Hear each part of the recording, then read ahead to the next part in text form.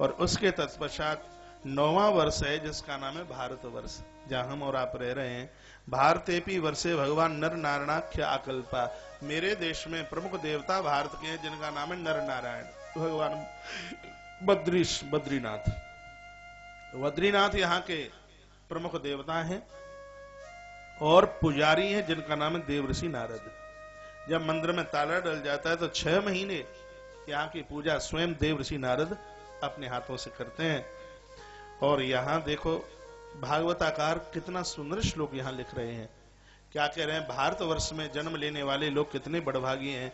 अहो अमीशाम किमकार शोभनम प्रसन्न ऐसा स्वतम स्वयं हरि यर जन्म लब्धम निस भारताज्जरे मुकुंद सेवोपमिकम स्प्राहिना।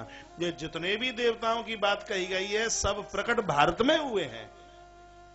वर्ष में किसी में भी जाकर के बैठ गए हों, लेकिन इन सब की प्राकटता हमारे भारत में हुई है। इसलिए देवता क्या गा रहे हैं? एत देव ही देवा गायंती। देवता गा रहे अहो अमीशाम किमकार शोभनम। भारत के लोगों ने कितने बड़े पुण्य किए हैं कि यज्ञ में आहुति डाल करके यह सीधे देवताओं को प्रसन्न कर रहे हैं। देखो ये बद्रीनाथ भगवान का मंदिर है, केदारनाथ जी का और दिखाना। उत्तराखंड में सब देवता महाराज विराजित हैं। हम और आप निश्चित रूप से बड़भागी हैं। लंदन एक बहुत छोटी सी जगह, सुनिए, लंदन एक बहुत छोटी सी जगह है जहां अकेले लंदन में 5000 पागल खाने हैं। हर चौराहे पर एक मेंटल डॉक्टर बैठा हुआ है। अपने तो यूपी में एक आगरा में है। आसपास रहने वाले लोगों की नाक में दम है। कभी मैं जाता हूं कहते महाराज बड़ा मुश्किल है, दाढ़ मारते हैं पागल। एक पागल खाने से पूरा यूपी परेशान, लेकिन जहां एक छोटी सी जगह पर 5000 पागल खाने। मेरा भारतवर्ष कितना बड़ा पुण्य देश है। जैसे विदेश में एक छोटे से शहर में 5000 पागल खाने हैं, मेरे भारतवर्ष में हर चौराहे पर देवी देवता का मंदिर यहां मिलेगा।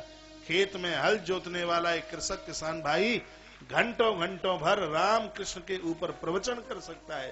ये संस्कृति मेरे देश की है। यहाँ पैसा कम हो सकता है, लेकिन ये विश्व गुरु है, ये धर्म गुरु है। भारत जैसी संस्कृति ना किसी के पास है और ना किसी के पास होने वाली है।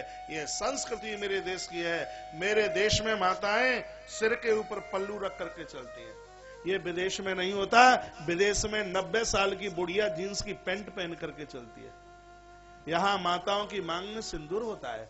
ये सब यह विदेश में नहीं होता। 2006 में मैं जापान की राजधानी टोक्यो में था। 27 दिन 7 कंट्रियों की यात्रा से। ये बात मैं इसलिए नहीं आपको बोल रहा कि मैं आपके ऊपर ये छाप छोड़ूं कि हम विदेश जाते हैं कथा करने के लिए, बिल्कुल भी नहीं। ये बात मैं इसलिए बोल रहा हूं, मैंने वहां पर वो एक देवी को पूछा, मेरी यहाँ की माता ऐसी है, लगता है लंबे होकर चरणों में वंदन करें, प्रणाम करें, माथे पर सिंदूर होता है, सिर के ऊपर पल्लू होता है, ये सब कुछ यहाँ देखने को नहीं मिलता।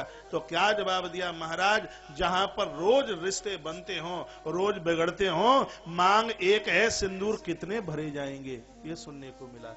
लेकिन ये देश का गौरव है। स्वामी विवेकानंद जी महाराज पहली बार विदेश की यात्रा पर शिकागो में गए और उन्होंने अपने दिव्य मन से कह दिया कि मैं उस भारत माता का लाल हूं जहां की नारियां एक पति के साथ में अपना पूरा जीवन निकाल देती हैं। विदेशी स्त्रियों को इतना आश्चर्य हुआ और कहा कि ऐसा नहीं हो सकता।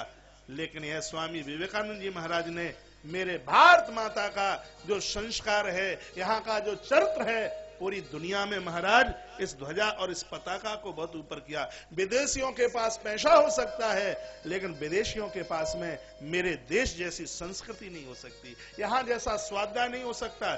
वहां तो रात को बेटी बोल के जाती है पापा टाय टाय टाटा बाय बाय बोल के, फिर ये जरूरी नहीं है कि वो बेटी लौट करके ही आएगी। लेकिन मेरे देश की यह संस्कृति देखिए, यहाँ बेटी पिता के साथ चलती है, युवा नारी पति के साथ चलती है और यहाँ की बूढ़ी माताएं अपने पुत्रों के साथ चलती हैं। ये संस्कृति मेरे देश की है। इसलिए भगवान की